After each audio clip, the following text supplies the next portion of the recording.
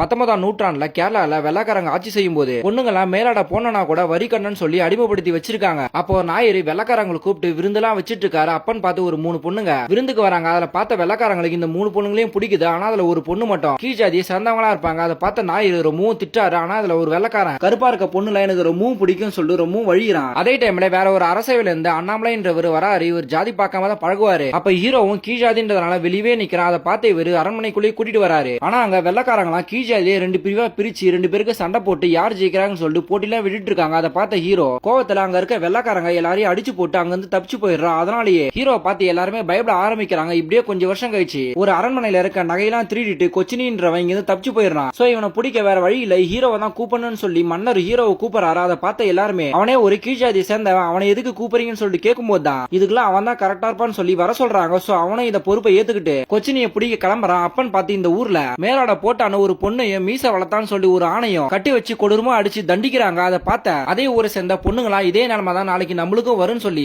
நாகலின்ற பொண்ணோட தலைமையில எல்லாரும் சேர்ந்து மேலாட போறதும் போடாதோ என்னோட இஷ்டம்னு சொல்லி போராட்டம் பண்ண ஆரம்பிக்கிறாங்க. ஆனா இதெல்லாம் தெரிஞ்சு அரசவையில இருந்து ஒருத்த வந்து நாகலி எதிர்த்து சண்டை போடுறா. ஆனா இந்த பொண்ணு அவங்களே எதிர்த்து அடிக்கிறா. அதனால இந்த பொண்ணோட மேலாடையை அவுத்து அங்கேயே அசிங்கப்படுத்த ஆரம்பிக்கிறாங்க. அது தெரிஞ்ச ஹீரோ அவனை போட்டு பொலபொலம் பொழந்து குதிரை ஏற்றி அமிச்சிடறா. இந்த விஷயம் தெரிஞ்ச மன்னரும் நம்ம ஹீரோ கிட்ட கொச்சினியை பிடிக்கிற வேலையை அவன் கிட்ட கொடுத்துருக்கோம். சோ அந்த வேலையை எப்ப முடிக்கிறானோ அவனுக்கான தண்டனையை நம்ம கொடுப்போம்னு சொல்லி வெயிட் பண்ண சொல்றாரு.